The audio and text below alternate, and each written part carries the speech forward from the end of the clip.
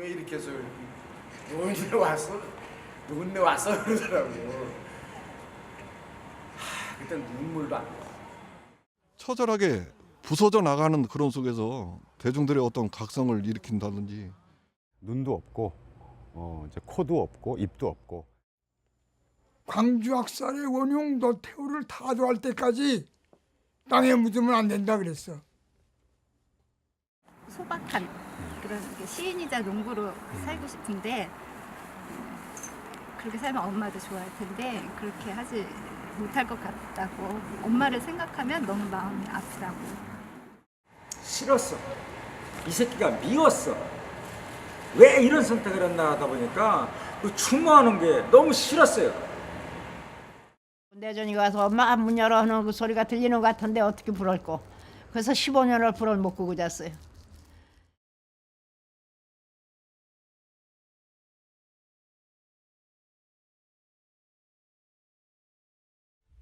80년 봄이었다.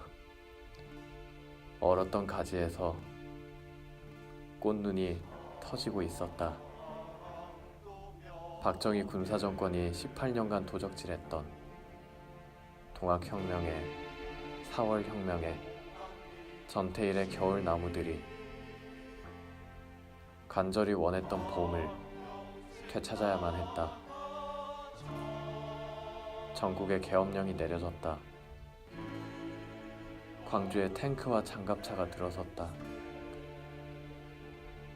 도련해진 짓이겨진 꽃눈들. 학살이었다. 처음부터 치밀하게 계획된.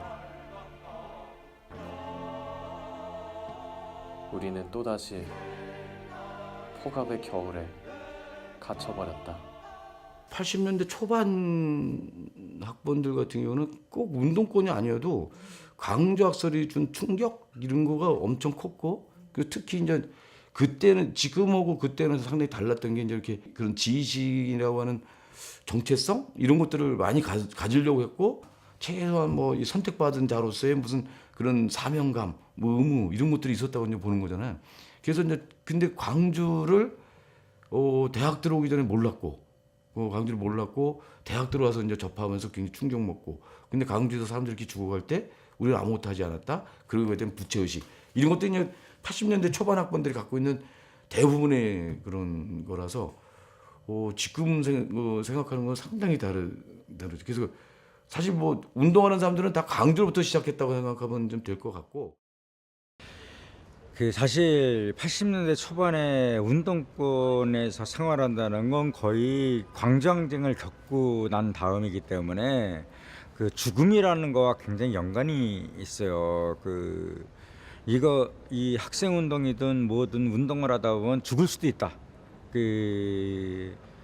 뭐 자기 목숨뿐만 아니라 가정까지도 망가질 수도 있다라는 것까지도 각오하지 않고서는 학생 운동을 하기가 어려웠던 시기가 80년, 81년, 82년 막 이런 시절이었고 83년도까지도 그런 시절이었는데, 내가 3학년 때 그 가평이었나 청평이었나 좀 청평에서 이제 나랑 이제 80학번 3명이 주도를 해가지고 그 81학번, 82학번들을 내리고 겨울 MT라는 걸 가요. 그래서 한 2박 3일 내지 3박 4일 동안 그 합숙을 하면서 그 1학년 말 때는 이제 뭐 한국 근대사라든가 그다음에 기본적인 어떤 그러니까 일본어 그때는 일본어 교육도 하고 그래가지고 한 짧으면 한 2, 3일, 한 3, 4일 정도 이렇게 하는데, 그 세미나를 다 끝나고 나서 집에를 갈 때 세미나에서 여러 가지 공부한 내용들이 다 있잖아요. 그거를 철저하게 내전이한테 다 없애라. 절대 가져가지 말아라. 하나라도 가져가지 말아라. 책만 가져가라. 그랬는데 얘가 다 노트한 거를 차곡차곡 다 가지고 있다가 그 노량진 경찰서 지금 노량진역에 육교가 있었어요. 그 당시에 육교에서 불신검문에 걸렸죠. 나는 대중적 인물이니까 학회를 조직해라. 저도 이제 국민과 학회를 조직하려고 막 그러는데 갑자기 부르더니 데모를 해야 된다는 거야, 나보고. 내가요. 그래서 내가 왜 해야 되냐 그랬어. 내가 왜 납니까? 내가 이렇게 물어봤더니 야, 그 이유가 얼마나 진짜로 참 궁색한지 그때 우리가 이제 그 봉천동 동네에 공부방 세미나방을 만들어놨는데 그 관리 책임이 나였는데 내가 그 돈 관리를 못해갖고 보증금을 다 까먹었으니까 네가 그 책임을 지고 대모를 해야 된다. 이게 말이 됩니까? 빨리 되네. 진짜로? 빨리 되네. 83년대 이제 가장 또 열렬하게 이제 싸워야 되는데 뭐 80학번 동기는 끌려갔지, 뭐 82학번 좀 희어될 후배들 중에 하나 내전이는 끌려갔지, 81학번들도 군대 가야 되지, 막 조직의 핵심들이 다 무너져 나갔지. 또 다른 애들은 또 군대 갔다고 뭐 터버리지. 이게 나로 책임된 내 입장에서는 그 뭐 4학년 들어가서 나도 이제 들어갈 거를 다 계획하고 있는데 도저히 수급이 안 맞았던 거예요, 사람. 그래가지고 그래서 성남이 불러가지고 야, 그 커피 한잔 하면서 이번엔 너가 들어가야 되겠다.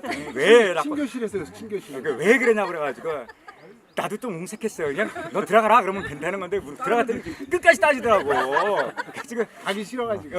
군대 이제 징역 가기 싫어가지고 옹색하게 자꾸 그래가지고 나도 얘가 이제 지가 잘못한 거를 이제 따지다 보니까 얘가 이제 우리가 열심히 돈을 모아가지고 이렇게 세미나 방이 아니라 그냥 솔직히 말해서 언더방을 하나 만들었는데 그걸 관리를 못해가지고 보증금 날리고 그랬거든. 그걸 딱 집었더니 그건 또 이게 반박을 안 하더라고요. 근데 쿠시렁 되면서 들어갔어요. 신약을. 그 레전이에 대한 이야기를 디스인데 실제로 그러니까 이제 레전이가 이를테면 그러니까 이제 미리 그 사회과학에 대한 선학습이 굉장히 많이 돼가지고 학교 들어왔어요. 영향을 많이 받아가지고 이미 걔는 운동하려고 학교 들어와서 운동권 서클을 찾았고 그런 이제 친구였는데 그래서 이제 그 같은 제가 이제 81학번으로 82학번 이제 그 학생들이랑 같이 이제 그 세미나를 같이 공부를 하면은 레전이가 얼마나 건방졌냐면 지는 다 안다는 거야. 그때 그랬지. 지는 다 안다고 이제 그 왜 이렇게 그 예상 질문을 자기가 해요. 제가 아나 모르나 파악하려고. 아주 애가 참 건방졌어요. 오만하고. 근데 그 예상 질문을 하는 거를 그 표정에서 감추질 못해. 다 드러나. 그리고 그러면서 이제 또 그 과격한 발언은 주로 레전이가 다 해요. 우리 지금 뭐 하는 겁니까? 투쟁을 언제 합니까? 이런 얘기를 레전이가 다 해요. 그때 우리 같이 세미나 팀이었지, 이학님. 근데 그러다가 이제 이 투쟁 날짜가 우리 그때 투쟁이라는 게 이제 비밀리에 이제 가두시 조직해가지고 가두시 이제 연락받고 나가는 건데 내가 기억나는 게 이제 그 어제 옛날 종로 서적 지금 YMC 건너편 거기에 이제 옛날에는 6시가 되면 애국가가 울렸어요. 그거를 기점으로 이제 가두시 하는 거가 이제 그날의 그 택이었어, 택.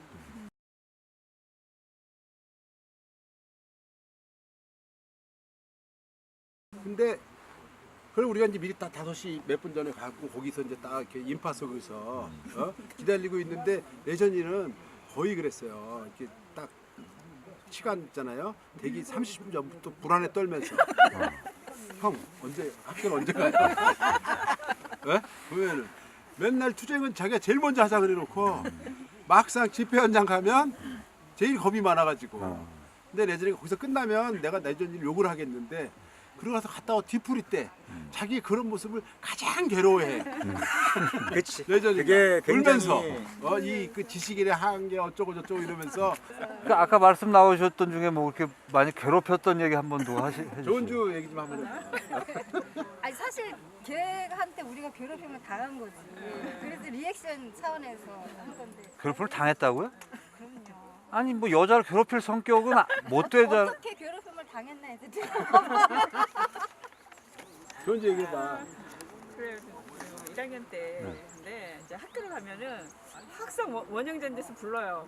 학교 교실까지도 못 가. 그래서 원영잔디에서 이제 술을 마시면서 이야기를 하는데 본인은 너무 뭔가 아주 급한 게 너무 많아서 막 얘기할 게 너무 많은데 제가 못 알아들었어요. 왜요? 너무 급하게 막 얘기를 하다 보니까 이게 막 꼬여가지고 이게 무슨 얘긴지. 그러니까 이게 뜨거운 마음이 가득하니까. 에너지만 막 이렇게 오지 말이 이렇게 발음도 그렇고 정확히 귀에 안 들리는 거예요. 뭐 말투가 분명하지 않았나요? 네. 아니 아침부터 막걸리를 좀 먹어가지고 그러니까 이게 말이 발음이 정확하지가 않은데 본인 할 얘기가 너무 많은데 근데 그거를 이제 안 들어주려고 해도 못 가게 해요. 그걸 들어야 돼. 그러다 보니까 오전에 강의를 하나도 못 들어갔어요.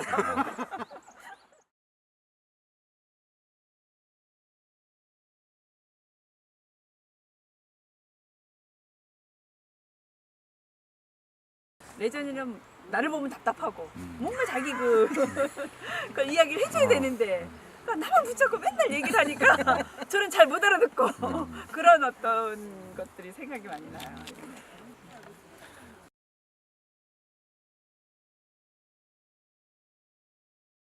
제 그 당시 후배 시대를 겪지 않은 사람들 뭐 있지만, 그러니까 데모 자체도 굉장히 어렵게 하는 거고 가두시를 이렇게 스크럼 짜고 도로가에 뛰어드는 순간에 그 다음에는 엄청난 무자비한 폭력과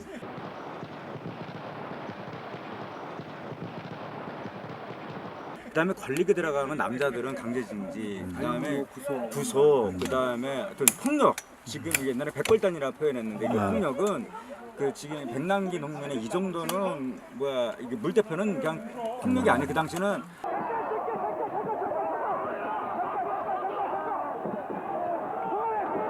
하이바 쓰고 하고 그냥 여자고 남자가 안 가리고 그냥 뭐 어떤 어마어마한 폭력이니까 그 두려움이 그 당하는 걸 보는 순간 그 다리가 힘이 쭉 빠질 정도의 폭력이 심했기 때문에 나가서 가투라고 하는데 가투 나가는 것 자체만 해더라도 어마어마한 용기고 거기서 딱 신호가 떠나서 스크럼 짜고 나가는 순간 자체가 사실 다리가 떨려요. 근데 그 1학년 같으면 더더욱 어렵죠.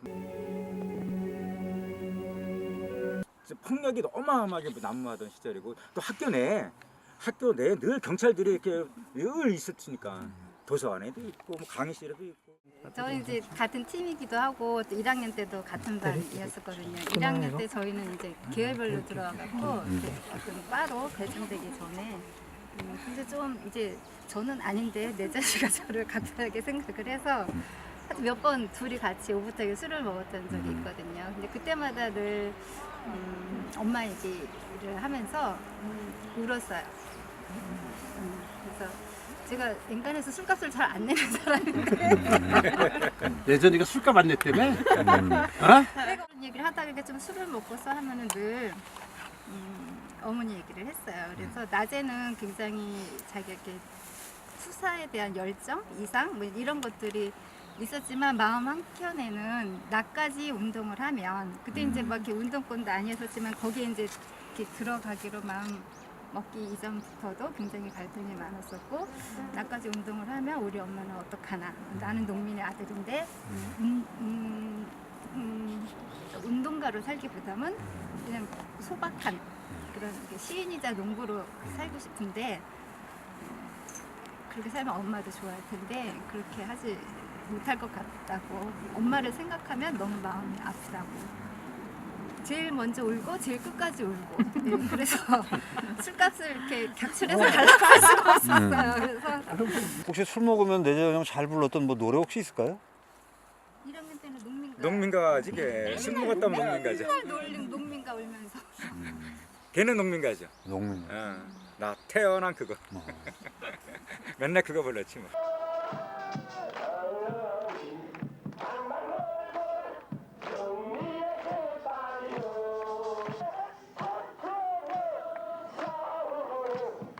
(5월 30일) 날, 그 86년 5월 30일 날 이제 그 정근홍성 해갖고 이제 감옥에 가는 거거든.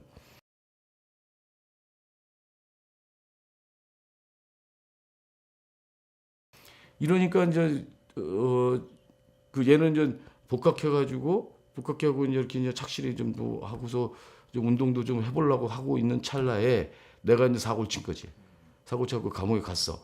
그러니까 이제 다시 이제 시골에서 와가지고 어머님이 올라오셔갖고 어머니 아버님이 올라오셔갖고 내가 그때 마침 또 노량진 경찰서 유치장에 이제 있었단 말이야. 그것도 재수 나쁘게. 그 노량진 경찰서 유치장에 있으니까 거기 간 김에 거기 갔으니까 이제 거기 그 노량진 그 정보과 이런 놈들이 있을 거 아니에요. 이런 놈들이 이제 그 부모님을 만나고 지금 내저희도 되게 위험하다. 이러다가 또 뭐 감옥 갈 수도 있고 뭐 어디 하고 또 겁을 또 준 거지. 그러니까 이게 어머니 아버지가 또 이제 얘기 들으니까 큰일 났거든.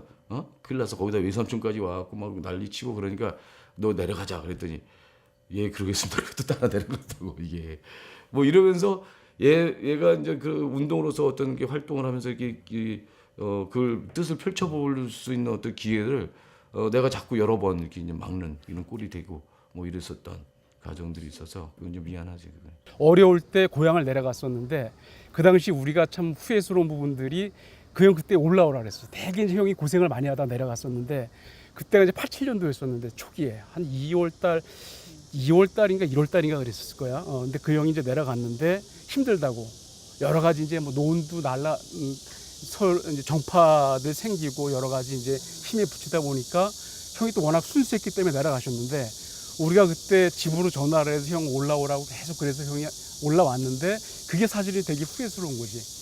그때 이제 들어가가지고 한 3월달 됐었는지 그때 내전이 형이 가끔 동아리실에 와서 있었던 걸로 기억돼요. 그래 이제 다리를 이렇게 꼬고 그 썼던 그 내용들을 갖다가 보여드렸던 기억이 나요. 그 형한테 이제 보여줬었는데 여하튼 아무 말 하지 않더라고요. 그 한 몇 분 정도밖에 안 됐을 텐데 아무 얘기도 하지 않더라고. 그 아마 마음에 안 들어서 그랬을 거예요. 지금 생각해 보면 내용이 형편없으니까.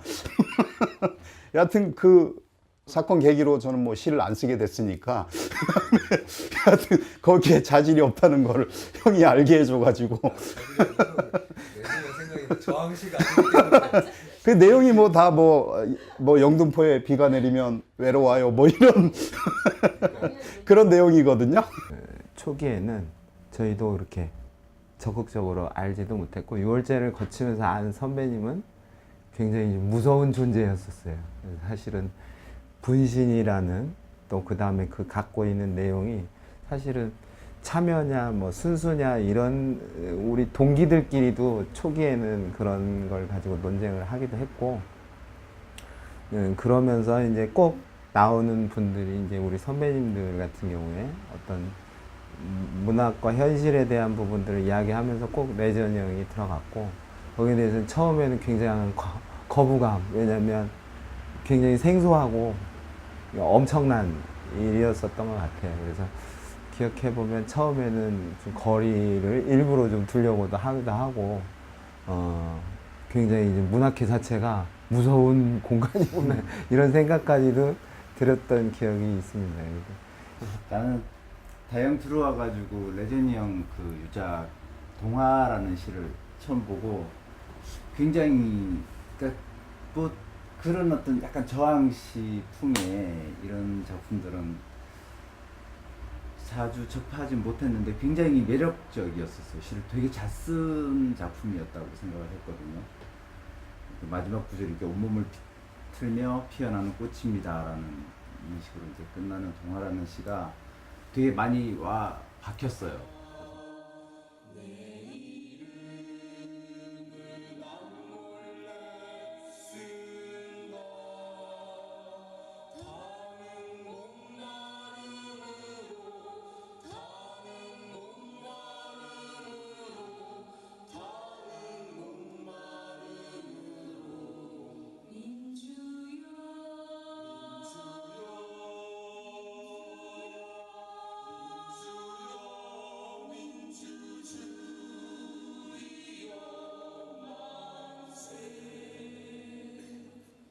군대 가기 전 아니면 군대 갔다 온 뒤인 것 같아. 그 김남주 시인의 시집 진홍가? 진홍곡? 진홍가.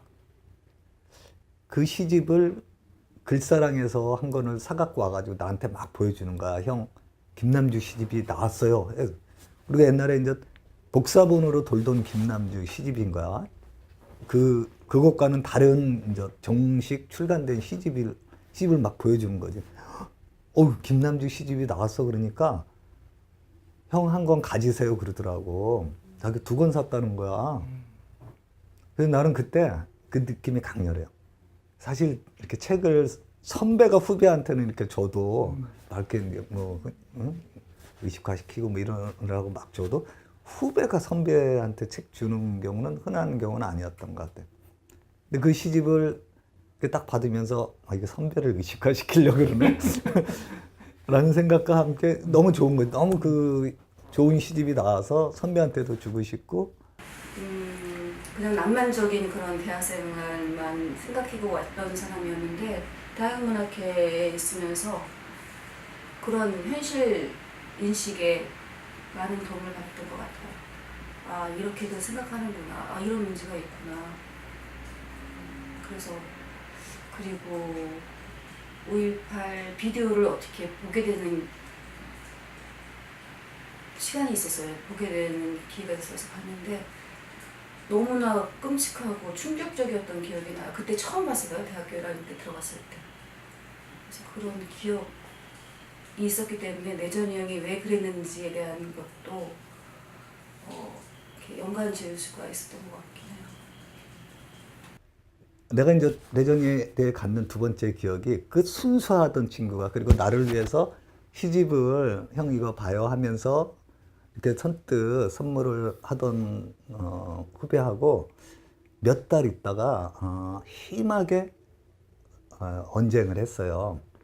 장소가 어디냐면 후문 그 143번 버스 정류장 그 지하에 있던 술집 이름이 뭐지? 생각이 갑자기 안 나네. 길마제? 길마제 신화? 그 시적인 술집이네. 거기서 뭐 이렇게 내전이랑 어찌하여 둘이 이제 막걸리를 이렇게 마시다가 내전이의 말투가 아니야. 예전에 서클 1년 선배는 하나님이잖아. 진짜 깍듯했는데 정파가 달라진 뒤에는 난 뻣뻣해요. 수평관계, 수평관계. 이게 수직관계가 아니고 수평관계로. 왜냐면 아니야. 군대 갔다 와서도 나한테 잘했어요. 근데 수평관계로 되는 거예요. 그때 정파 싸움이 뭐 누구 너나 할 것 없이 어딘가에 끼어서 다 힘들었던 것 같아요. 그러니까 여기 유서에 그런 얘기를 썼잖아요, 실제로.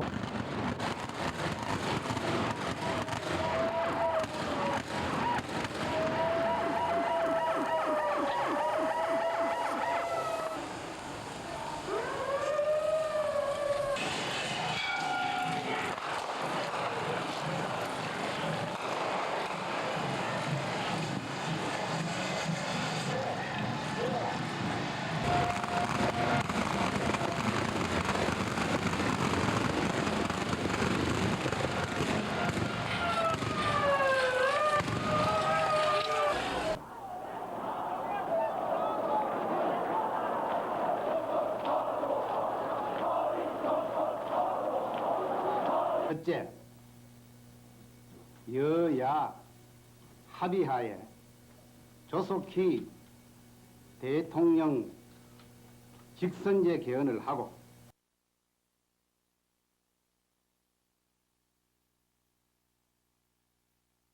고공화국의 권위적 통치를 마감시키고 우리 사회 민주화를 정착시키는 과정에서 어느 집단보다 큰 영향력을 행사했다는 지적입니다.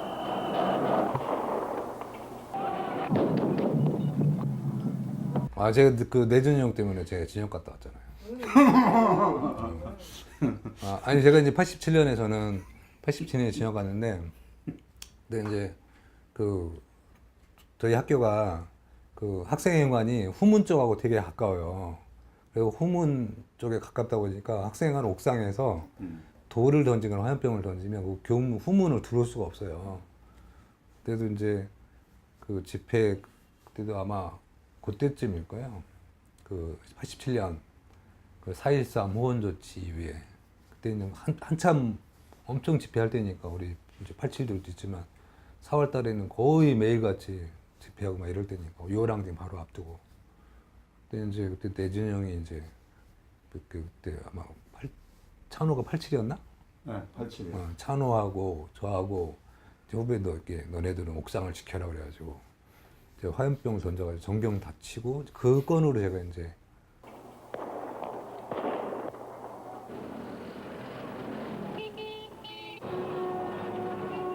제 기억에는 제가 1학년 때 했던 것 같아요. 지금 요 앞에 정문 앞, 여기가 정문이었는데 정문 앞에서 이제 학교를 들어가려고 등교를 하고 있는 중인데 중간에서 다른 선배를 만나서 둘이서 같이 뭐 이렇게 수다 떨면서 들어가고 있는데 바로 앞에 그 내전 선배가 나와 있었어요. 나와서 막 두리번 하더라고요. 그러면서 저는 이제 선배인 걸 아니까 반가워서 선배님이라고 했는데 아주 쌀쌀맞게 모른 척을 하고 딱 째려보더니 저리 가라고 이렇게 얘기를 하시더라고요. 저는 되게 무안했고 옆에 있던 바로 윗 학번 선배님이었는데 그 선배님도 아주 불쾌해서 뭐 저 선배 왜 저러냐, 무슨 선배가 저러냐 뭐 이러고 들어왔던 기억이 있어요. 근데 그게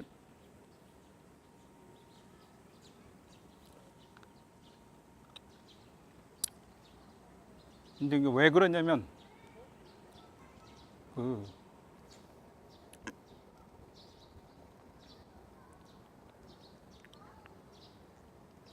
수배 중이었던 거예요. 수배 중이어서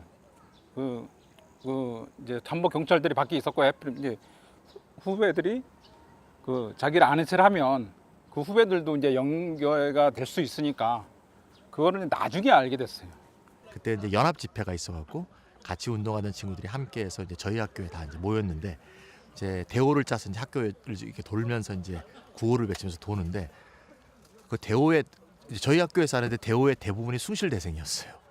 예, 그러니까 사실은 저희 학교가 이렇게 사람을 많이 조직을 못한 거죠. 예, 그래갖고 쭉 돌고 나서 이제 해산을 하는데 도서관 옆에서 이제 해산을 하면 이제 해산을 할 때 맨 앞에서 이제 박내전 열사가 플랜카드를 들고 있었거든요.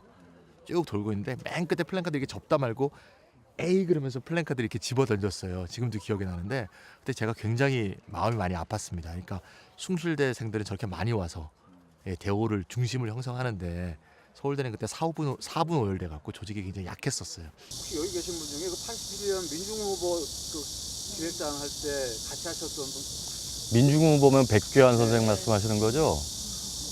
내전형이 무슨 선전국장인가를 했던 거죠? 그때 뭐 8학번도 같이 안 하셨어요? 돈 많은 사람들이 그 운동표를 다 걷어놨습니다. 그러니까 우리 학교 같으면 어디 뭐 방 하나를 뭐 얻어서 했다는데 어디 학생 얼마나? 밑에? 지하에 공대가 아니라 지하에 자연대 학생회. 그렇지.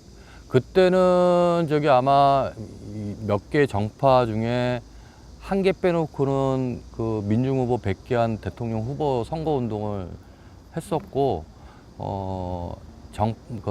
정치적 입장이 달라서 논의 구조나 이런 거는 다르지만 뭐 후보 연설에 하면은 뭐 벽보 붙이는 거서부터 해서 누가 뛰면 한 바퀴 돌고 이렇게 와 보면 포스터 떨어져 있고 다시 붙이고 뭐 이런 작업들을 8월들 많이 했고요. 뭐 저도 뭐 부천에 가서 생고생도 했고.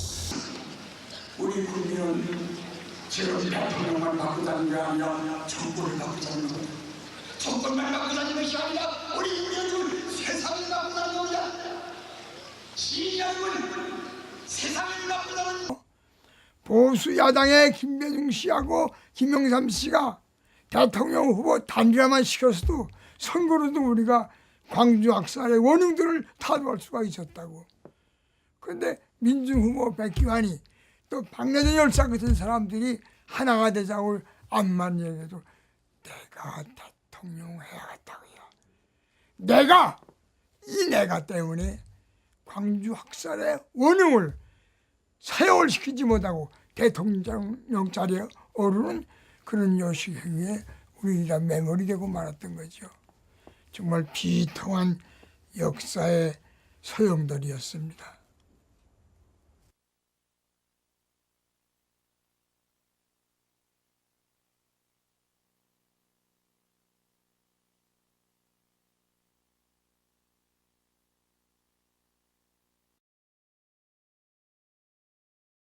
따라서 야권 후보 단일화 가능성은 없어졌습니다.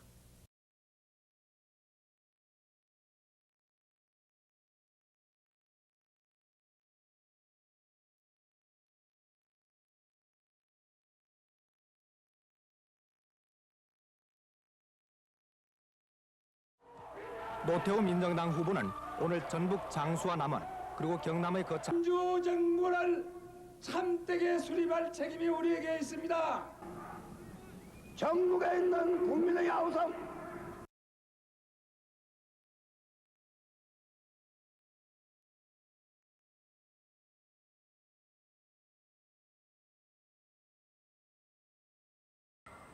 내전형이 이제 옥상에서 분신을 할 때 외쳤던 목소리가 이번 문재인 대통령 그 강주 추도사 중에서도 나왔는데 강주는 살아있다.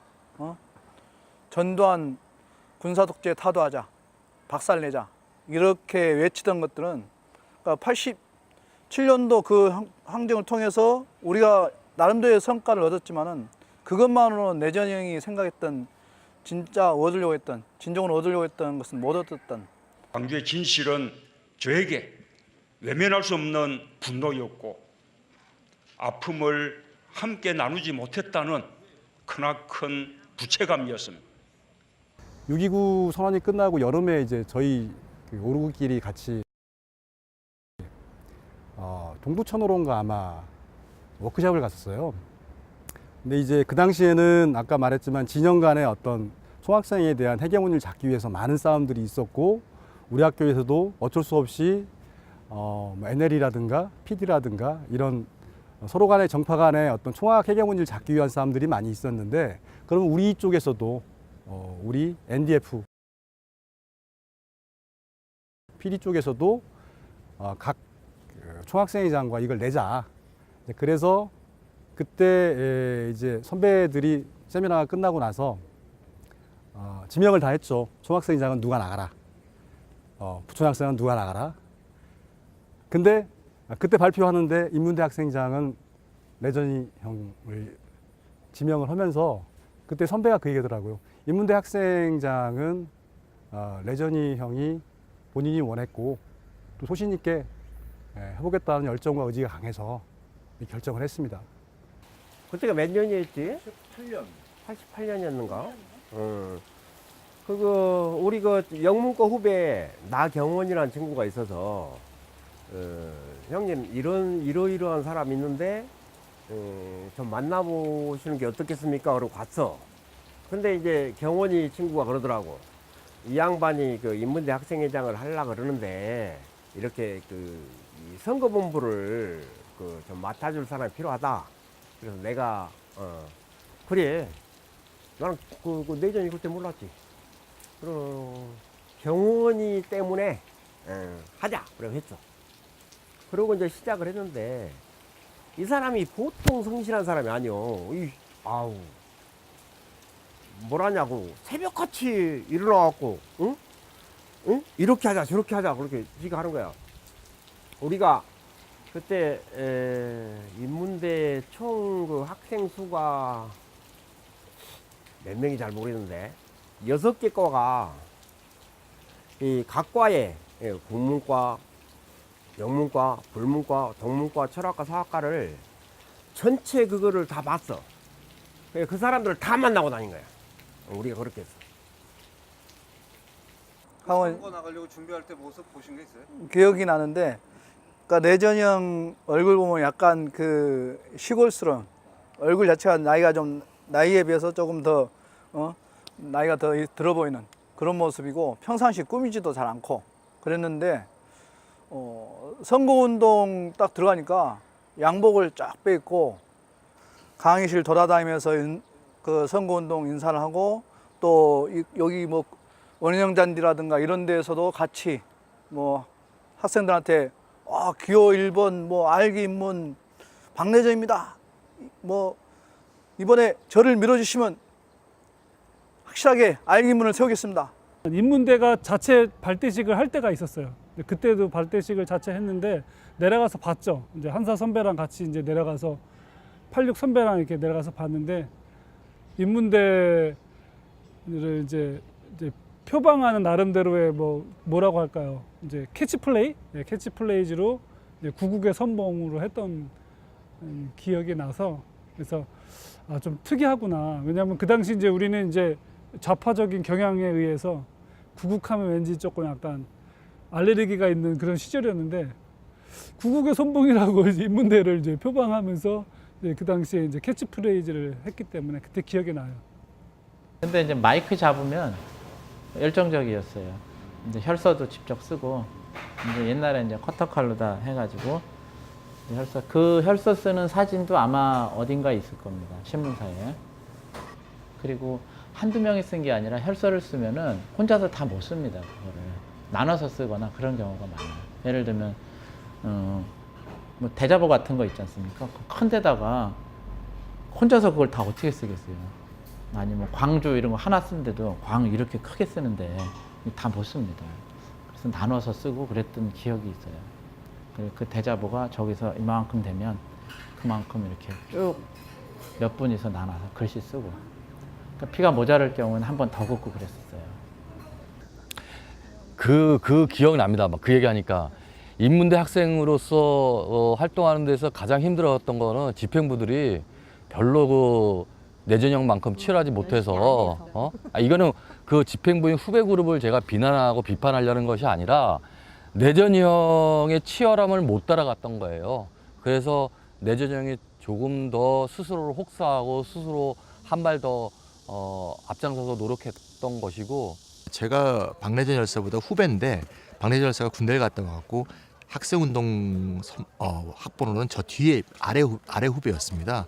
그래갖고 이제 숭실대 가면 숭실대 그때 이제 저희하고 같이 운동하는 친구들이 교집 편집실에 모여 있었어요. 교집 편집실이 이제 말하자면 아지트인데 거기서 항상 무슨 뭐 유인물 쓰고 있거나 플랜카드 만들고 있고 뭐 등사기 옮기고 뭐 그런 식으로 열심히 일하던 기억이 나고요.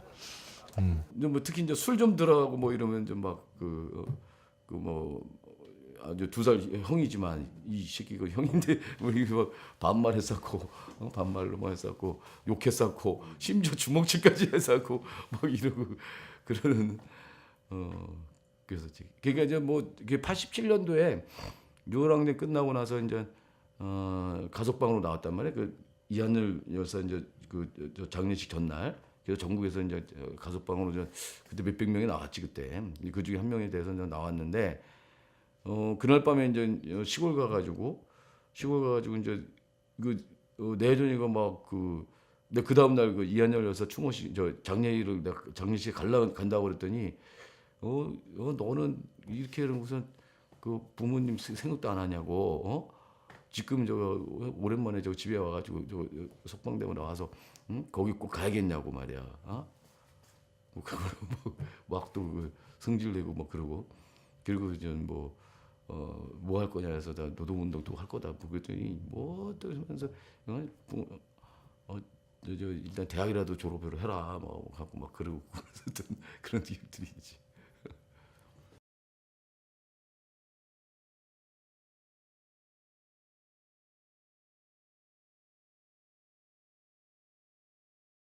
이거 집 짓는데 3년을 주워마 가지고 집지 시작을 하는데 아버지가 걔들 노는 때면 방학 때면 저런 산에 댕기면서 제목을 사다가 놓고서 가서 이제 그 나무를 잘라야 가져오잖아.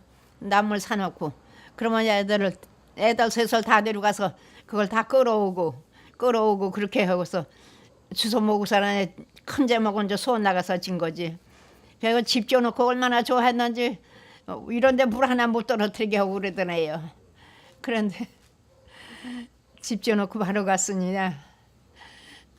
너무나도 마음이 아파요. 지금도 그냥 어떻게 할 수가 없어. 그동안이 30년이 됐으니 어떻게 하면 좋아. 고등학교 때부터 좀 많이 좀 썼었던 것 같고 고등학교 때 지금 그 질풍노도의 시기 그때는 이제 질풍노도의 시기라고 그랬었는데 그때 굉장히 외로움을 타고 그랬었거든요. 그래갖고 이제 사람들하고 이렇게 친구들하고 어울려서 뭐 하고 이러기보다는 도서관에 처박혀갖고 책 보고 뭐 그때부터 시 쓰고 뭐 한다고 그러고 끄적이고 뭐 그렇게 하던 과정들이 좀 있었고 그래서 그냥 굉장히 고등학교 때도 굉장히 개팍한 이런 다른 저기들한테 개팍한 어떤 이런 성격이 어떤 이런 걸로 좀 찍혀 있었더라고요. 외톨이처럼 좀 지내고. 그러니까 중학교 때까지는 굉장히 그 일반적으로 애들하고도 잘 어울리고 장난도 잘 치고 공부도 잘 안 하고 근데 시험은 잘 보고 뭐 이런 적이었다고 한다면 고등학교 때는 이제 그런 것들이 확 바뀐. 힘든 일하고 그냥 어서 들어오는 것 같아서 어느 때 해가 지면은 또 어서 오는 것 같다고 내가 15년을 불을 못 끄고 잤어. 대문을 뭐 와서 부르는 것 같아가지고 15년을 불을 켜놓고 잤었느냐. 불 끄기가 싫은 걸 어떻게 해요. 내전이가 와서 엄마 문 열어 하는 그 소리가 들리는 것 같은데 어떻게 불을 꺼. 그래서 15년을 불을 못 끄고 잤어요.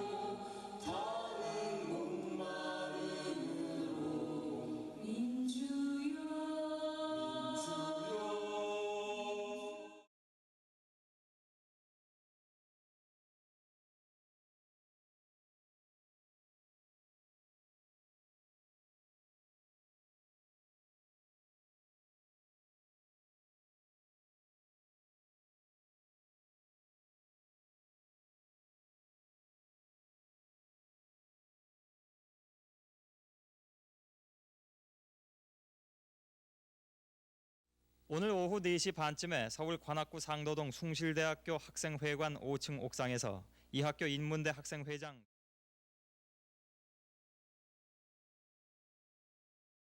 근데 형 저랑 얘기할 시간이 있어요. 이제 그러더라고. 예전에도 이제 시도 이제 보여주면서 이제 형 어때 그러면 난 시를 잘 모르니까 그래도 그래 요 시대에 맞는 느낌인 것 같아. 이제 그 정도는 얘기를 했고 그랬는데 그러면서 그 얘기하고 난 다음에 저 등나무 밑에서 형 저랑 좀 얘기할 수 있어요. 그래서 난 그래서 그때 얘기를 했는데 분진 얘기를 하더라고. 그래서 그런 얘기를 왜 해 이제 그랬거든. 근데 이제 그놈이 이제 하는 소리가 형 나 지금 이런 상황을 못 보겠다는 거야. 난 그때 그냥 그럴 줄은 몰랐어. 난 그냥 하는 얘기인 줄 알았어. 그래서 나는 이제 그때 당시 뭐라 그랬냐면은 너 같은 생각 가지는 사람이 분신했을 때 그거는 잠깐이지만은 그 다음에 어떡할 거냐. 이제 그래고서 이제 뭐 어떤 또 얘기도 좀 하다가 이제 헤어졌는데 그 다음 날 12시인가 난 이제 집에 있었는데 전화가 딱 온 거야. 그 성심병원인가 거기.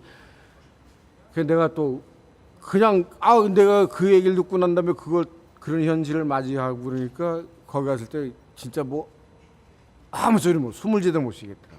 근데 딱 가서 내가 너 왜 이렇게 했어 그랬더니 노인네 왔어? 노인네 왔어? 그러더라고. 그땐 눈물도 안 났어.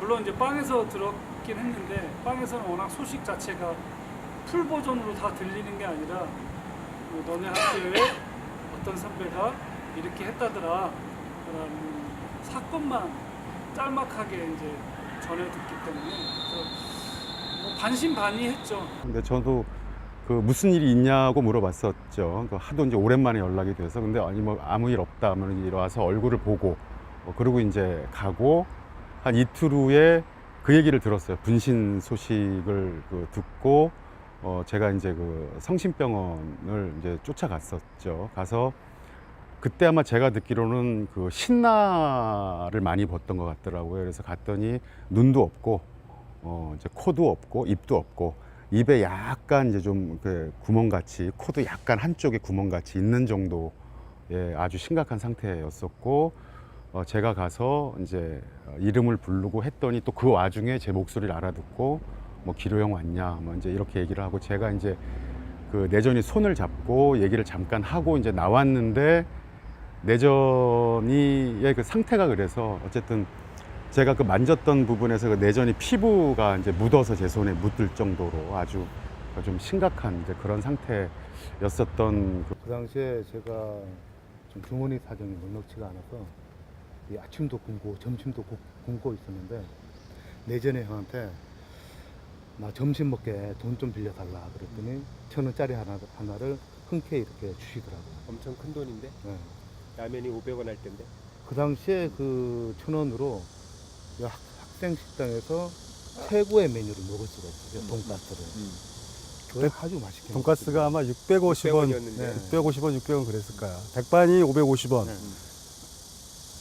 그리고 그거를 먹고 딱 올라갔는데 사람들이 급히 막 소화기 같은 거를 들고 옥상으로 막 뛰어 올라가더라고.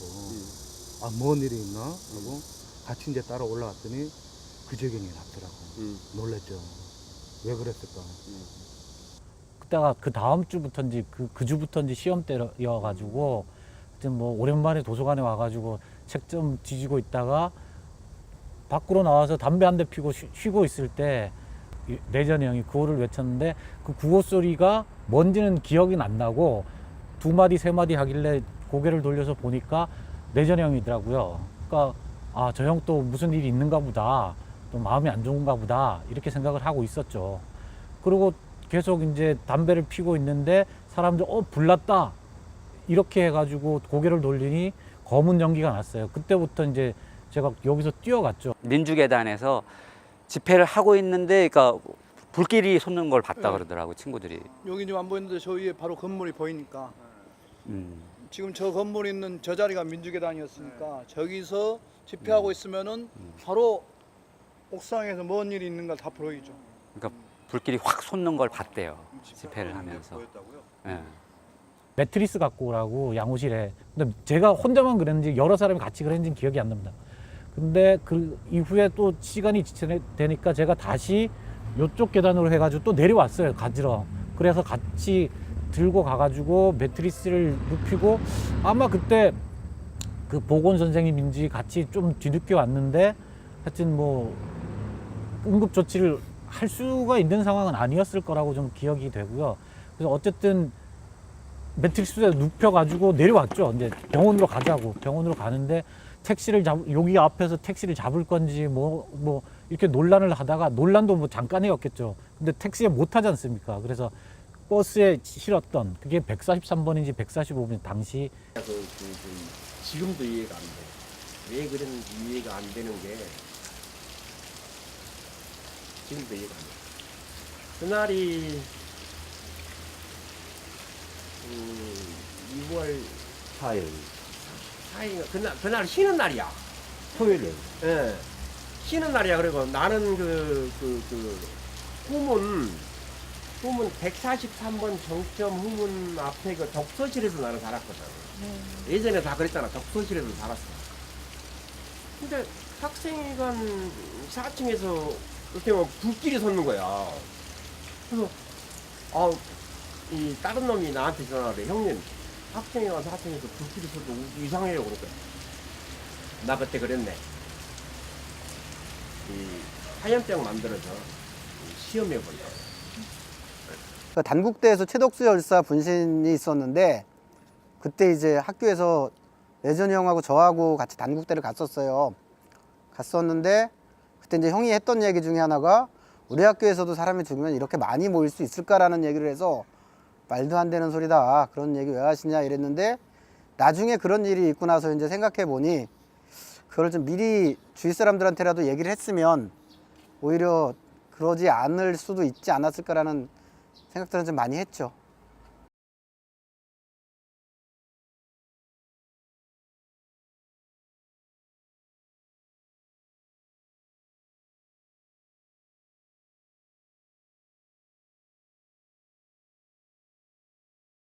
거기다가 나는 내전이 그 죽기까지 저기는 그 최덕수 덕수의 죽음, 특히 이제 조성만보다 이제 최덕수의 죽음이 많이 작용을 했었다. 어떻게 사람이 이렇게 죽고 그러는데 그렇게 무관심할 수 있을까? 죽을 때는 그 절실한 어떤 이걸 가지고 자기 목숨 거는 건데 또 세상이 너무 무관심하다. 뭐 이런 것에 대한 뭐도 있었고. 그래서 그 장례식도 끝까지 다 따라가고. 그랬다고 그러더라고. 그 내전이 마지막 그 만났을 때가 이제 그때 당시 이제 그 부처님 오신 날인데 시골 가서 이제 그 농사 그 참외 산밭에 이제 참외 심고 있는데 갑자기 내전이가 왔더라고요. 그래서 내전이 학교를 못 나오는 놈인데 어떻게 나왔냐고 그랬더니 그냥 나왔다고 그러고서 이제 그 전날 형네 집에 들러서 하룻밤 자고 그리고 온 거더라고. 근데 그때 이제 만났을 때도 그 얘기를 하는 거예요. 덕수 나보러 그 최덕수 죽었는데 거기 가봤냐? 나 안 가봤거든. 아니 어떻게 그렇게 그게 5.18 저 광주를 외치면서 죽었는데 어떻게 그럴 수가 있냐? 운동한다는 사람들이 뭐 이런 얘기를 하면서 질책 같은 걸 받았어요. 그때 오랜만에 만났는데 야 그래 미안하다 야 뭐 그러고서 그 헤어졌던 그런 기억이 있어. 사실 그 88년도 그 상황은 형한테 개인적으로 굉장히 힘들었을 것 같다라는 생각이 많이 들어요. 뭐 누구한테나 쉬운 결정은 아니지만 사실은 그렇게 여리고 착한 분이 결단할 수 있는 쉬운 얘기는 아니었을 것 같고 굉장히 오랜 시간 준비했을 것 같다라는 생각도 들고 그러니까 형이 분신하기 한 일주일 열흘 전쯤이었던 걸로 저는 기억을 하는데 이제 사실 그게 이제 형이 그렇게 되고 난 다음에 많이 죄책감이 되더라고요. 근데 그 형이 그때쯤에 학교에서 우연히 만났는데 자기 생일이라며 생일에 초대를 했어요. 근데 사실 이제 우리가 그 당시에 뭐 그렇게 생일을 챙기고 이런 분위기도 아니었고 근데 이제 뭐 생일이고 하면 다 같이 뭐 좀 친한 친구들끼리 술을 먹거나 이러긴 하지만 그런 걸 정말 이렇게 막 파티처럼 사람들을 막 초대해서 하고 막 이런 분위기가 전혀 아니었던 시절이었는데 갑자기 형이 자기 생일이라며 오라며 근데 이제 그때 당시만 해도 저희가 많이 분파로 나눠져 있던 시절이라 그게 선뜻 내키지 않더라고요. 그래서 사실은 이제 뭐 다른 일이 있었는지를 모르겠지만 그 모임을 가지 않았어요. 근데 이제 그러고 한 일주일 열흘 후에 형이 이제 그 소식을 접하게 되면서 형이 굉장히 오랜 시간 준비했고 그 과정에서 많은 사람들을 만나보고 가고 싶었나 보다 이런 게 그냥 느껴지더라고요. 근데 그때는 내가 고문 후유증으로 그렇게 움직이기가 힘들었을 때예요. 그래서 어떻게 감옥 갔다고 그러는데 이미 운명을 했다는 얘기를 듣고 내가 그 빈소에 가서 한참 울던 생각이 납니다. 이건 노태우 전두환이가 죽였다. 그 우두머리는 미국 놈이 죽였다. 이러고 내가 큰 소리 쳤던 생각이 납니다. 제가 올라갔을 때는 이제 저희는 레전이 형이라고 부르는데 레전이 형이 이미 분신을 하고 그 다음에 누군가가 소화기로 꺼서 가운데 누워 있었어요. 선배가 가운데 누워 있었고 그 옆에 한 친구가 있는데 이름은 잘 모르겠어요. 근데 선배 얘기로는 찬호라는 사람이 아닐까라고 얘기를 하더라고요. 그 옆에서 대화를 하는 거를 제가 봤는데 저는 이제 올라가는 약간 섬뜩하면서도 사진을 찍었는데 몇 장을 못 찍었습니다. 그 필름이 롤 필름이었는데 끊어서 쓰는 필름이었어요. 그러다 보니까 한 3-4장 정도? 그게 다예요. 현장에서 찍은 거는 그거밖에 없습니다. 그리고 제가 사진을 찍었을 때 옆에 한 명이 더 있었어요. 카메라 찍은 사람이. 네. 역시 영자신문 기자? 영자신문인지 사진반이 있었거든요. 3층인가 여기에. 거긴지는 잘 모르겠어요. 제가 있었는데 그분은 사진을 처음에는 찍는 듯 하더니 안 찍었습니다. 못 찍겠다고. 못 찍겠다. 네. 보통 사진 찍는 사람이면 좀 그런 장면 놓치고 싶지 않을 텐데. 지금 만약에 제가 그 당시로 돌아간다면 못 찍을 것 같아요. 저는 집에 있다가 연락을 받았던 것 같고 그 당시에 이제 학교에 있진 않았었던 것 같고 집에서 연락을 받았는데 그 병원으로 바로 갔었는데 그 병원 그때 그 기억이 병원이 별로 크지 않았던 것 같아요. 그래서 그 병원 앞에 이제 마당같이 시멘트 바닥이 좀 있었는데 거기에 이제 학생들이 대거 이렇게 약간 농성한 듯이 앉아서 있고 막 이러고 그 벽에는 형의 그 사진 같은 것들이, 그러니까 그건 이제 그 당일날은 아니었던 것 같은데 기억에 사진 같은 것들이 막 이렇게 붙어 있고, 그리고 이제 간혹 그 면회 시간에 들어갔다 나오는 사람들이 그 과정이라든가 형이 어떤 얘기를 했다든가 뭐 이런 얘기들 이제 전달해주고 이런 상황으로 병원에 있었던 것 같아요. 그게 이제 토요일이었나요? 6월 4일이? 6월 4일 토요일. 토요일 날 그러니까 이제 그 병원 앞으로 다 모이는 거죠 계속. 토요일 날도 학교에 홍보해가지고 가급적이면 사람들한테 한강성심병원 앞으로 좀 가서 집회 좀 해달라. 그다음 또 일요일이니까 또 그래달라. 뭐 이런 얘기들 계속 했고. 분신 투쟁하시는 이제 선배나 이런 경우 사건인 경우에는 기본적으로 경찰들이 진입을 못하게 막거나 또는 이제 사망할 경우에는 그 분신 투쟁 정국이 형성이 되는데 그런 것들을 일찌감치 진압하기 위해서 뭐 시신 탈취 같은 것들도 그 당시에 있었던 사례들이 있기 때문에 그 대거 다 그쪽으로 연락하고 몰려가고 그 지역을 병원 인근을 거의 뭐 형님이 돌아가시기 전까지 장례 일정이 확정되기 전까지는 거기서 먹고 자고 그랬었죠. 6일 날은 제가 기억하는 거는 학교에서 운명을 하시고 나서요. 하여튼 모시러 갔죠, 사실은. 학생들이 우리가 다 갔습니다. 가가지고 그 시신을 다 모셔가지고 채플에 옮기고 다 그러니까 사실은 당시만 해도 굉장히 큰 일이었죠, 그게. 사건이었고. 그렇게 학생들이 단과대별로 그냥 쭉 다 갔으니까요. 걸어서 갔었던 것 같아요. 저희 때나 저희 바로 밑에 후배들이 그런 실무 준비, 만장 준비서부터 해서 그걸 뭐라고 합니까? 사수대라고 하나요? 그러니까 경찰로부터 장례 일정을 원활하게 진행할 수 있는 모든 그 실무 인력들은 다 후배들. 85, 86, 87, 뭐 88에 이르기까지 그 학번들의 그 후배들이 다 실무 일들을 다 감당을 했던 걸로 기억을 합니다. 죽고 난 다음에 사실은 이렇게 기억이 더 많이 남아요. 그러니까 지금 이거 얘기하려다 보니까 예전에 장면이 이렇게 떠올라서 얘기했는데 저는 이렇게 분신했다는 소리를 듣고 내가 그 현장에 가서 그런 그 학생 회관 그 옥상에 그런 거 이런 거 본 장면, 그다음에 애들 흐느끼는 거, 그리고 병원에 가서 이렇게 입원해 있는 거 바깥에서 이렇게 다 고개 숙이고 쳐박고 막 누구는 울고 막 이러면서 깨어나기를 기다렸던 장면, 이런 거, 또 죽을지도 모르니까 우리 가서 마지막 봐야 된다 그래서 쫓아가지고 올라갔던 장면. 예전에는 우리가 세상이 금방 바뀔 거라 생각했잖아요. 금방 혁명이 일어날 것 같았고, 뭐 20, 30년 후에는 이제 되게 다른 세상에 살 거라고 기대했었고, 레전형이 88년도에 여전히 광주 문제가 해결이 안 된 상태에서 또 87년 대투쟁을 겪고 나서 노태우 정권이 들어서고 하면서는 다시 이제 이 운동의 성과들이 좀 더 물거품이 되는 게 아닌가 뭐 이런 생각을 했던 것 같고. 휴가 나와가지고 6월 항쟁 때 제가 전경이었어요. 그런데 휴가 나와가지고 나오자마자 사북으로 이제 휴가를 나오는데 전경은 데모를 한 거예요. 이 서부역에서. 그런 어떤 과정을 통해서 뭔가 단련돼 가고 바뀌려고 하는 시점에 얘가 탁 죽어버린 거예요.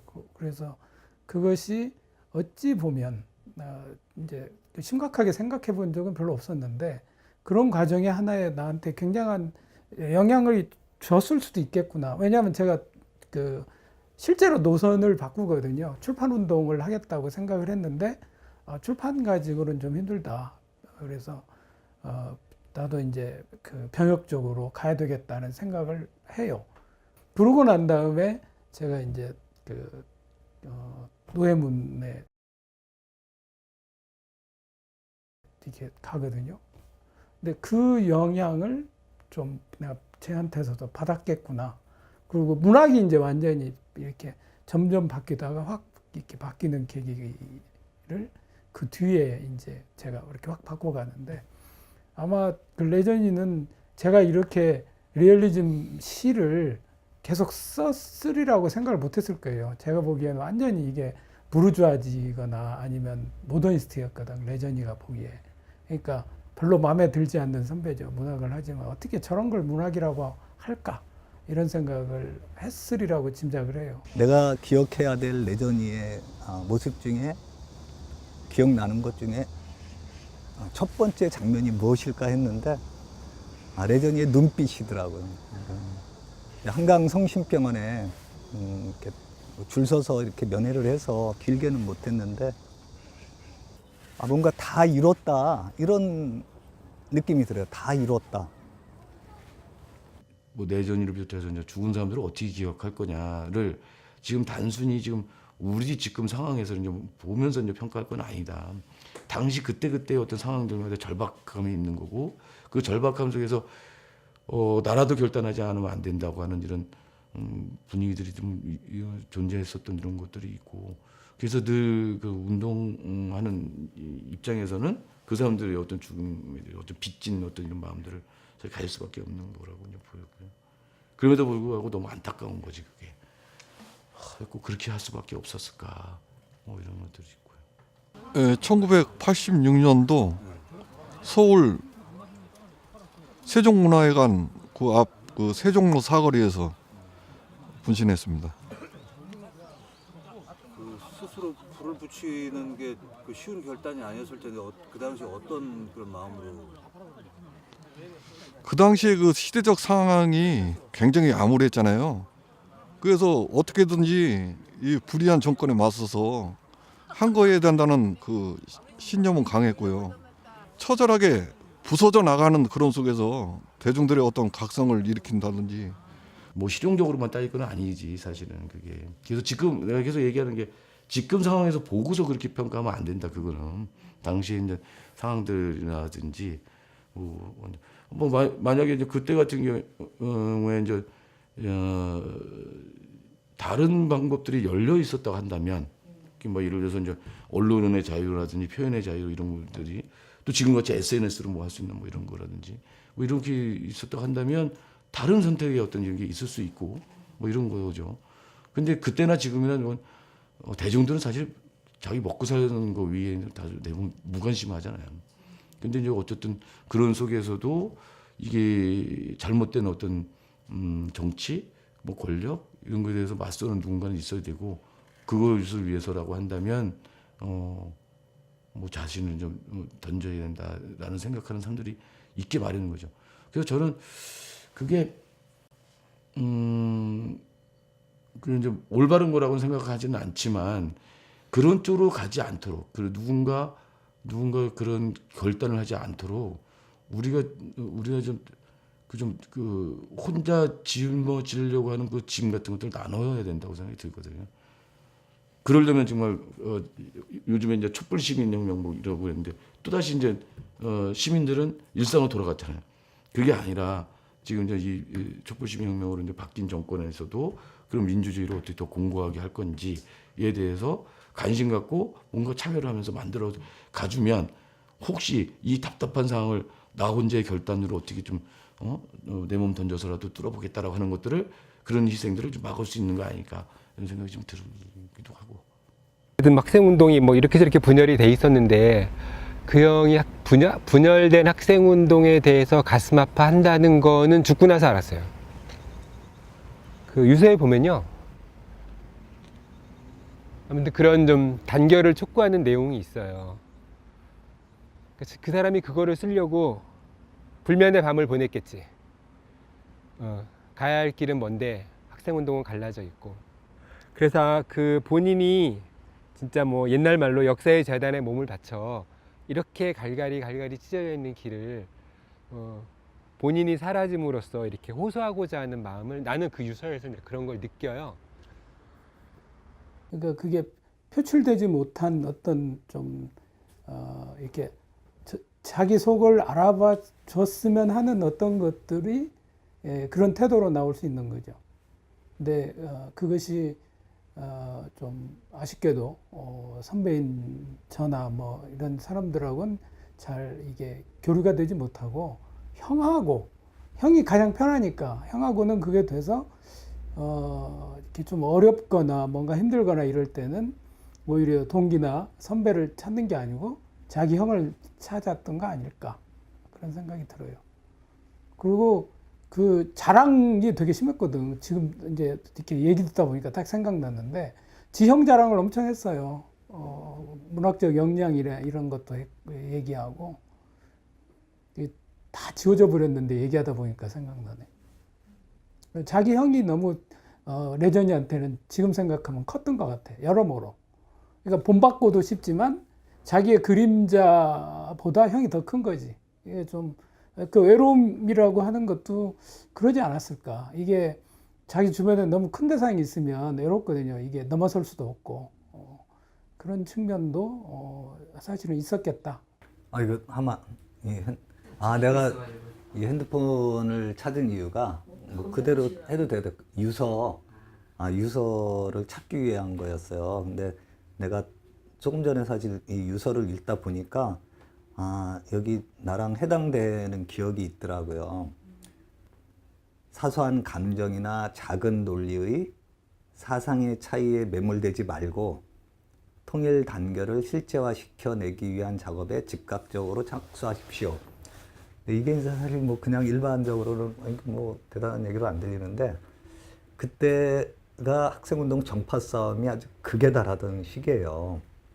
뭐 개인적인 외로움과 함께 정파 갈등 속에서 겪는 인간적인 괴로움과 나는 외로움들도 있다고 보거든요. 거의 6월이면은 마석 모란공원 가서 제일 먼저 찾는 게 이제 레전이 형 묘비고 거기 또 부근에 뭐 전태일 열사도 계시고 뭐 이서순 어머니도 계시고 하니까 좀 푸근해요. 거기 갈 때마다 느끼는 감정은 고인들이 누워 계시는 자리인데도 되게 마음이 편안하고 푸근하다는 느낌.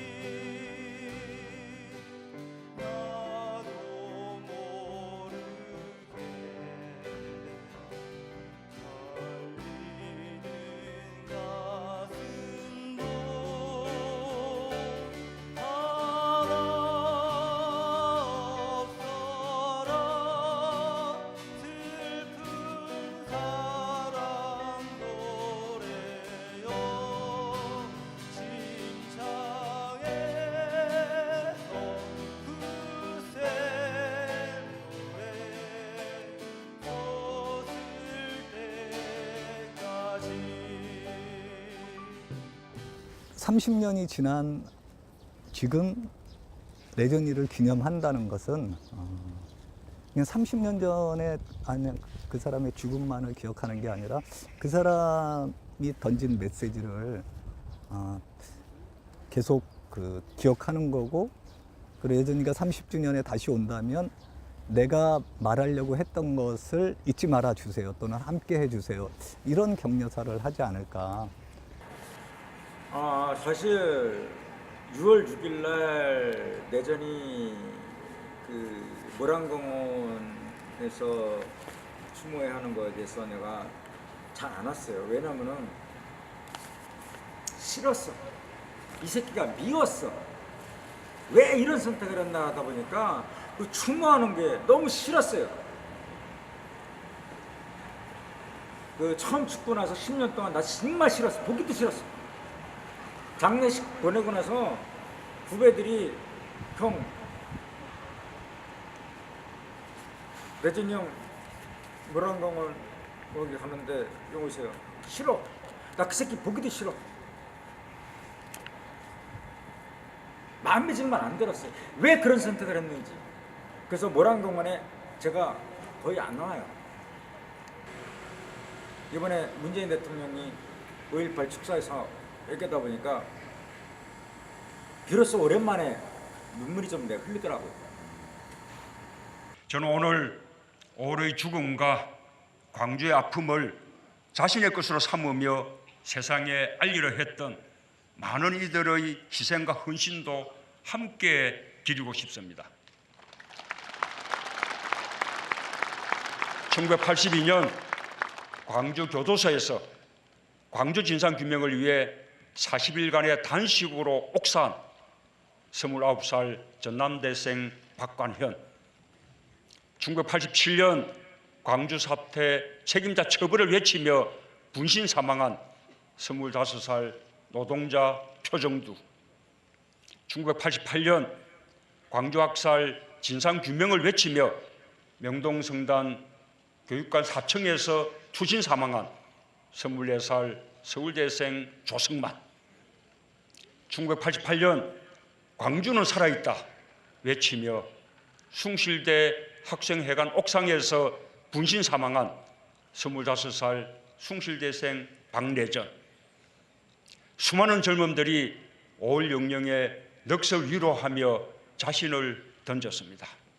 살면서 느끼는 거는, 그러니까 1988년도라고 하는 그 상황이 어떻게 보면 그 80년 광주 항쟁을 끝까지 물고 늘어진 게 87년까지였는데 88년도 되면서 그것이 뭔가 클로징 되는 것에 대한 아쉬움, 그러니까 아쉬움이라고 얘기하면 너무 좀 적고, 그러니까 두려움, 이것이 잊혀지는 것에 대한 두려움이었던 것 같아요. 벤자민 플랭클린의 시계는 거꾸로 간다처럼 거꾸로 돌려볼게요. 수적인데. 기억은 나지 않으나 90년대 즈음에 살아있을 때는 내가 레전이 형이라고 불렀는데, 아무튼 열사가 된 사람의 묘를 처음 갔어요. 기억은 잘 안 나요. 결혼하고 나서 간 것 같아서 90년대인 거로 기억이 나요. 근데 이제 형이 저 위에서 죽었단 말이에요. 죽었는데 사실은 내가 같은 인문대고 그래서 병원을 좀 가보고 싶었어요. 병원을 가보고 싶었는데 너무 옛날 얘기긴 한데, 아무튼 그때는 이렇게 그 학생운동이 이렇게 나눠져 있던 시기였어요. 저는 레전이 형하고 같은 정치적인 그룹이 아니었단 말이에요. 옛날 말로 정파. 병원을 못 가봤어요.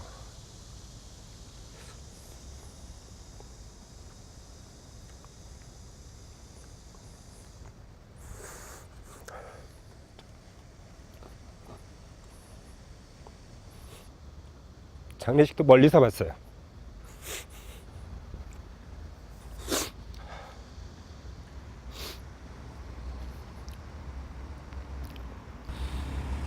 뭐 마석에 있더라고요. 막걸리를 한 병 사갔는데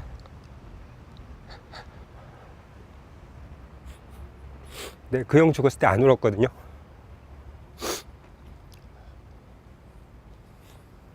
너무나 많이 사람이 죽을 때라서 묘에 가니까 눈물이 나더라고요. 대통령 되던 그 이튿날이요. 그 이튿날 밤에 꿈을 꾸니까 이렇게 내 어깨를 꽉 누르는 거예요. 두 손으로 다. 그래서 그러니까 지금 하고 있는 이 대통령이요? 네. 지금 대통령? 예. 문재인 대통령? 네, 문재인 대통령. 그래가지고 아 이건 누구요? 이건 누구요? 나 좀 살려줘요. 그러면서 제 아버지 보고 그랬어. 그러니까 그냥 나를 펄쩍 떠넘어서 제주를 한번 넘더라고. 제주를 한번 펄쩍 넘더니 아버지를 긋지 않고 그냥 그렇게 우는 거예요. 그냥 원한 맺힌 마음으로 그냥 목소리로 아버지 아버지 해가 막 이렇게 우는 거예요. 그냥 그래서 내가 하도 울길래 예 울지 말고 저런 거 나가서 여기서 뭐 잔치 오군다 하고 뭘 해요. 저 사람들이 나가서 저런 먹을 거 많으니까 먹고 가라 그랬어. 그 왜 먹고 가라 그랬는지 몰라. 먹고 여기 있으란 말은 안 하고 먹고 가라 그랬어요. 그것도 마음이 아픈 거예요. 적어도 나는 그냥 이렇게 살더라도 우리 밑에 오던 내 자식들은 좀 더 나은 삶을 살 수 있지 않을까 하는 고민을 하게 되고 같은 생각은 아닐 수 있겠지만 그런 고민을 저보다 훨씬 먼저 하신 숭실대학교 선배가 계셨던 거고 그 선배가 돌아가시고 분신해서 열사로 나에게 남아있는 거고 그러다 보니까 이제 한결같이 생각하고 살기가 되게 어려운데 내가 사는 삶이 간혹 생각해 보기도 하고 이 기념사업회 사무소랑 와보기도 하고 집이 사당구니까 가까우니까 그러면서 영향을 조금씩 미치게 만들고 있지 않나 하는 생각이 들어요. 제가 그래야지 좀 더 나쁘게 안 살 수 있을 것 같으니까 그런 것 같습니다. 늘상이라고 얘기하면 거짓말일 것 같고 간혹 내가 박래전 열사의 후배다 선배 후배다 이런 생각들을 가지고 살게 되는 것 같아요. 그러니까 뭐 역사라고 하는 게 딱 보면 과학교에 가보면 우리가 선배로 치더라도 한 뭐 80년대 초학번부터 뭐 최근의 후배까지 한 30년 이상의 나이 차를 갖고 온 이제 사람들이 모이는데 그게 역사라고 생각해요. 사주기였거든요. 사주기였기 때문에 이렇게 그때도 레전형에 대한 그런 뭐 소위 말해서 온기라고 해야 될까요? 열사에 대한 온기가 남아있던 때였어요. 그리고 그 당시에도 이제 운동이 어느 정도 뭐 이렇게 좀 약간 숙일 때긴 했지만 있었는데 6월제를 제가 준비하면서 가장 아까도 말씀드린 안타까웠던 게 6월제 기간에 전대 발대식을 했었거든요. 그래서 그 6월제를 총학생회에서 6월제 준비를 못했어요. 원래 이제 뭐 6월제를 윤문대에서 준비를 하지만 총학생회 주도적으로 하거든요. 근데 그 당시에는 이제 전대 발대식이 모든 역량이 집중되다 보니까 그 6월제가 준비가 제대로 못했어요. 그래서 참여했던 민주기단에서 추모식 할 때도 사람이 없었고 많이 없었고 그다음에 모란공원 갈 때도 사람이 많이 없었고 근데 그런 기억이 아직도 지금 뭐 거의 뭐 30년까지 됐지만 그 박래전 열사 장례식을 하는데 나 같은 사람은 광주 학살의 원흉 노태우를 타도할 때까지 땅에 묻으면 안 된다 그랬어. 활활 타오르게 내버려두라 그랬어. 근데 뭐 또 다른 사람의 의견도 있고 그래서 장례식을 하는데 그런 생각을 가진 날 보고 장례위원장을 하라는 거야. 나는 그래 조문객으로 오겠다. 내가 하라는 거야. 하면서 장례위원장으로 조사를 하면서 내가 많이 울었던 생각이 나.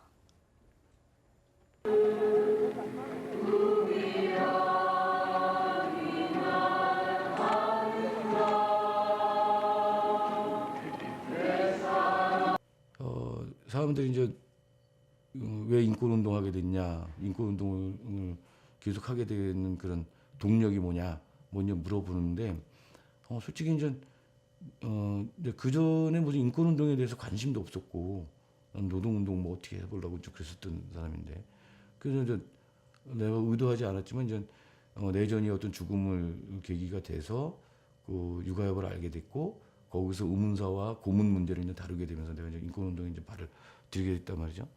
그런데 이제 그 내전이를 묻으면서 화가 나면서 이제 스스로 다짐했던 게 내가 이제 네 목까지 같이 싸우겠다. 응? 그래서 거기 유서에 보면 이제 민중의 새 세상, 네가 원했던 민중의 세상 만들 때까지 내 네 목까지 싸우겠다라고 이제 하지 말았어야 되는데 그때 그 약속을 한 거지. 그래서 이제 그것을 인권이라고 하는 수단으로 한번 만들어 보겠다.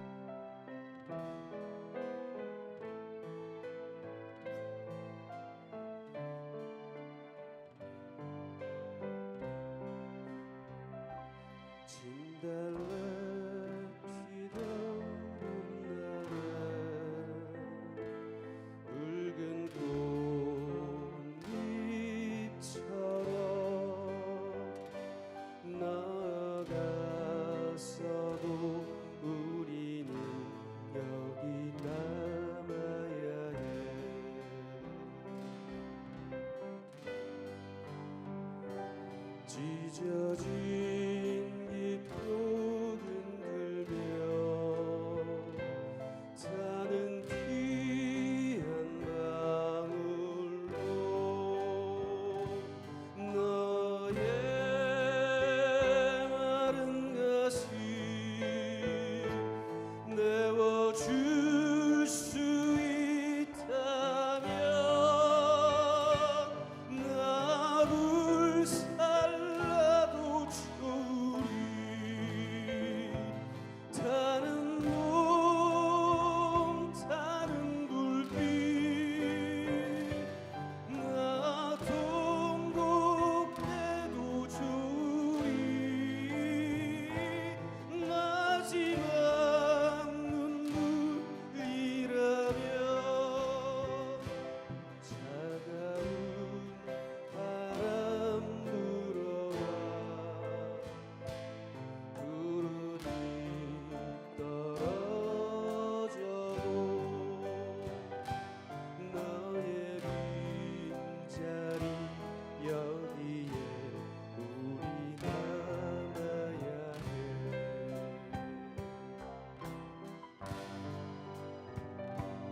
하나 될 그날을 위해 우리 참 사랑으로 너의 마른 가슴 채워줄 수 있다면 나를 살라도 좋으리 타는 몸 타는 불빛 나 통곡해도 좋으리 형, 나 형 좋아해 이런 느낌. 또는 거기에는 형 미안해. 형하고 싸워서 미안해. 또는 그 시집을 줄 때 그 느낌, 나 형 이렇게 좋아하는 사람이야. 뭐 사랑해. 아마 내전이 오고의 어떤 당시 그런 약속이 아니었다고 한다면 나도 중간에 뭐 포기하거나 아니면 다른 길을 가거나 뭐 이랬었지 않았을까. 뭐 돌이켜 보니 뭐 형이 힘들지, 인문대 학생회장 하는데 고생이 많어, 그런 말을 못 해준 게 좀 미안하다고. 처절하게 부서져 나가는 그런 속에서 대중들의 어떤 각성을 일으킨다든지 나의 캔디 막 이러면서 옆에서 계속 얼굴 쳐다보고 막 그런 적이 있었어요.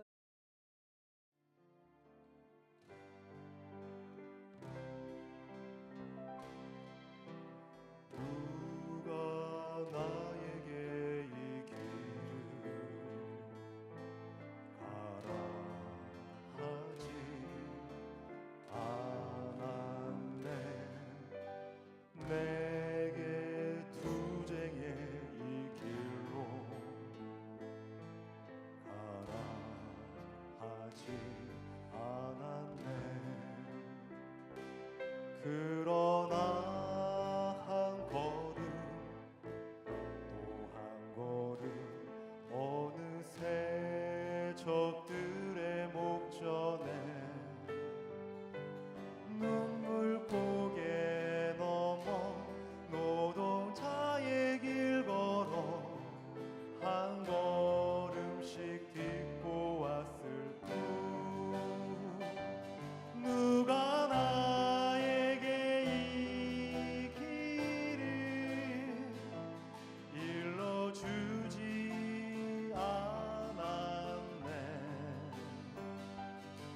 슬픈